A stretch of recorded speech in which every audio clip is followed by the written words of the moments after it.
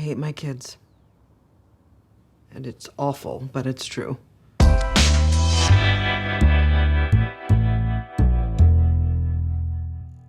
So I'm Tyler Nichols with JoBlo.com, and thank you so much for talking with me today. I watched the series over the weekend, and it is absolutely brutal at times. And outside of the script, Nicholas, what was your favorite source on the real-life person that you were portraying? I loved the court TV footage.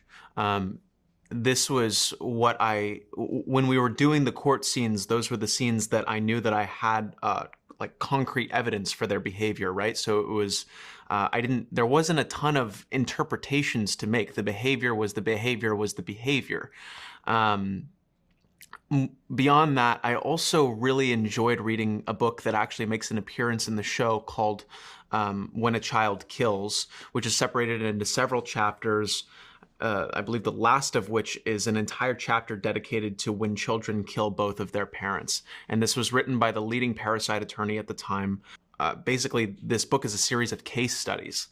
And I think that we have the tendency to look at the Menendez brothers as an isolated incident, when in reality, they share many parallels with other children who claim that they were sexually abused and ended up taking their parents' lives. So Cooper, what was the best source for you outside of the script for properly portraying Erik? Definitely YouTube testimony.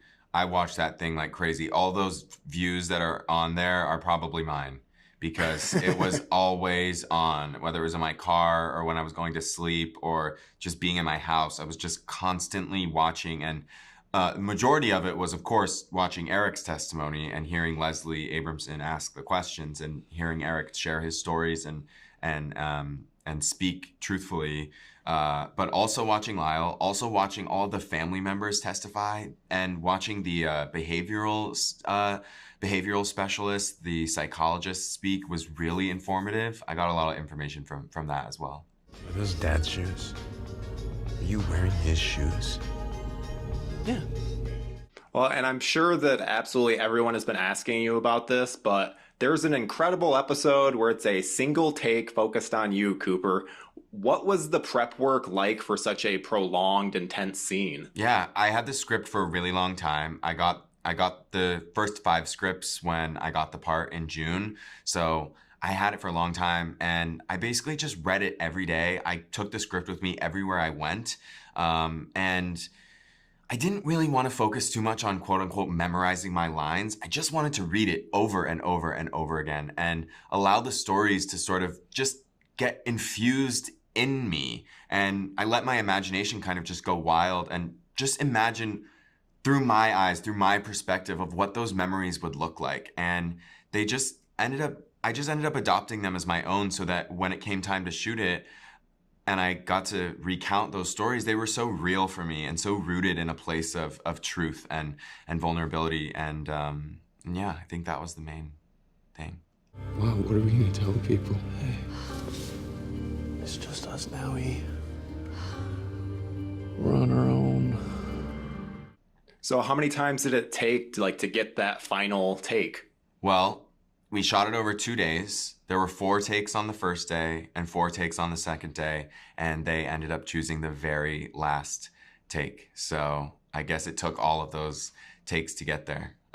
But also, that's it's better like, than if they had chose the first one and then totally. it's like, They would have never chose the first one. I would have never let them do that. But yeah, there were other ones in there that I would have been very happy with. I think I didn't know which one they were going to pick, and honestly, I think they picked the right one, because he's holding it all together until the very end. I think when finally he kind of really lets it all out there and opens up completely and is so vulnerable. And so I'm super happy that they chose that one. It's a really great moment. And I have to ask, so Erik Menendez has come out against the series despite not having seen it. If there was an episode that you could show him, which would you choose? Definitely episode 5, for sure. Because it's his story, it's his truth, and I would hope that he would feel seen and feel heard and feel proud that he was represented in that way. Does Jose hit you? Oh, no, I don't. I hit the boys once or twice. This series is a really tough watch as the subject matter is brutal at times. Javier, how knowledgeable of the case were you before signing on to this role? Not much. It's not that popular in Spain. It wasn't that popular until now that the show has opened all around the world. And so I have to start really digging into internet and read about it. And then I found this amazing case. And once the word sexual abuse happened, it's very like, ooh.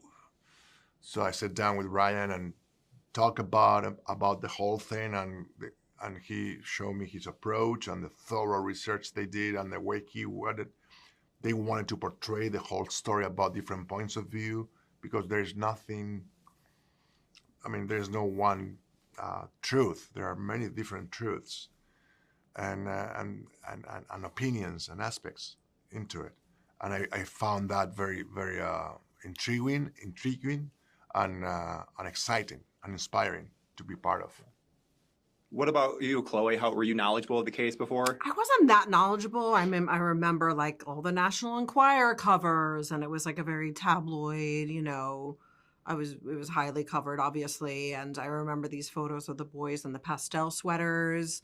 Like those were very iconic, embedded in my mind. But I didn't know the particulars. I knew they were wealthy children who had killed their parents, but I didn't know that there was this newfound interest in them, and, you know, that they were all over TikTok. I'm not on that, you know, and I think it's interesting that young kids are, you know, seeing the vulnerability in the boys and are really like, you know, campaigning for them now. And I'm very interested to watch the Netflix documentary, to hear them retelling their story. Of course, you know, the parents aren't here to defend themselves, so we'll never know the real truth, but I am very interested to hear more about it from their perspective. Yeah. Well, and the series essentially shows a different perspective with each episode, meaning there are some conflicting elements.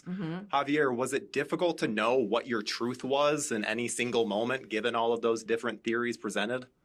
Absolutely, and that's the exciting part of it. Like you have to be, as you were beautifully saying before, Chloe, you have to be open to interpret your own character in different ways, depending on who's telling the story. And that's challenging because it really doesn't give you this thing that we all actors need. Like, I know the truth of the character. Well, there are different truths depending on who's telling the story, until we have our episode where we can express their view, their version, their background, their backstory, which is very important and also very exciting to do. Yeah. Chloe, did you find that difficult? I found it really difficult. I found, like, especially going like bigger as like more challenging for me as an actor. I like to play more internal, and I haven't had a lot of opportunities to be like really more explosive in my acting, or portraying characters that were more explosive. So that's always like an uncomfortable area for me to go to as an actor, and part of the reason why I wanted to play this part, because it's exciting to challenge yourself, obviously. Yeah, like Javier was saying, in 6 we get to to try and really dig into these characters and why they become the people that they are. And then, of course, at the end, in the last scene, when we get to have some real joy between us, which is something you rarely see. And I think that's a really moving scene, and was one of the most fun scenes we got to do together. There was a lot of abuse in my home growing up. I think I was drawn to that. Outside of the script, what was your favorite source of information on Leslie Abramson? Her book, The Defense is Ready, is a fantastic... The defense is ready. And I have to say it sort of in her voice. The defense is ready. It's extraordinary. She also does the audiobook. I found the audiobook before I found the hard copy. Interestingly, there's things that are in the hard copy that aren't in the audiobook. But also there are incredible articles, long form. There's an amazing piece in the LA Times about her from like 1987 that was huge. But her book, and every single thing online, but was like going on a treasure hunt, an emotional treasure hunt of Leslie Abramson, and it was incredible to read. It's a great read. Well, and Nathan, you have some incredible moments in the show. Your monologue about the brothers killing their parents is bone-chilling. He really works as the skeptic of the story. Did you view Dunn's monologues as speaking directly to the viewer? No. No. No. I was talking to the party goers, Joyce, Sharon, and Joyce. Yeah, it's funny when I first got the script, it would say Dominic Dunn is having lunch at Spago with Betsy Bloomingdale and Nancy Reagan, and I would go, "Oh, that's great, that's exciting." And then suddenly it became Sharon and Joyce. So I guess they didn't want to deal with trying to find lookalikes and people saying, "Oh, it doesn't look like Nancy Reagan." So I was very disappointed not to have Betsy and Nancy. But I also said, well, they might not have been talking to him at that point because he had written a novel, An Inconvenient Woman, which was a thinly veiled version of the Alfred Bloomingdale mistress murder. So she was annoyed with him for having written that. He loved being a celebrity. He loved being the center of attention. Finally, after so many years of wandering in the wilderness, he loved being the voice of Vanity Fair, and everyone who had shunned him for quite a while when he was sort of canceled by Hollywood suddenly wanted him at their dinner table to tell them, what was really happening at the OJ trial or the Menendez trial. And he loved, this theorizing. And of course, his life, as I said, had been changed by the murder of his daughter and that ensuing trial, which was just awful for him. And so he was always looking out for the victims. And so he, was a little biased, shall we say.